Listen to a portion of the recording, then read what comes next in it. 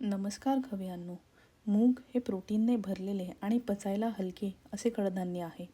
मुगाची उसळ तर आपण खूप वेळा बनवली असेल, पण आज आपण बघणार आहोत झटपट आणि पौष्टिक मुगाची भाजी, तीही कांदा आणि लसूण न वापरता. एक भांडी घेऊन त्यात आपण तेल गरम करून घेऊ. मग त्यामध्ये मोहरी, जिरं आणि हिंगाची फोडणी देऊ.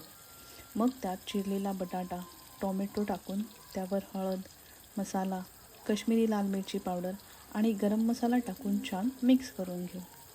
मग त्यावर एक झाकण ठेवून त्यावर थोडेसे पाणी टाकू, म्हणजे जेणेकरून मधला जो मसाला आहे त्याला छान फ्लेवर येईल आणि तो छान शिजेल. मग 3 ते 4 मिनटानंतर आपण त्यात मूग आणि चवीनुसार मीठ टाकून त्याला छान मिक्स करून घेऊ. भाजी जशी तुम्हाला घट्ट किंवा पातळ हवी आहे त्याप्रमाणे तुम्ही पाण्याचे प्रमाण यामध्ये ॲडजस्ट करू शकता. मूग शिजल्यानंतर तयार आहे आपली कांदा आणि लसूण न वापरता मुगाची भाजी. तर अशा सोप्या रेसिपींसाठी आपले चॅनल पाककलाला नक्की सबस्क्राईब आणि शेअर करा.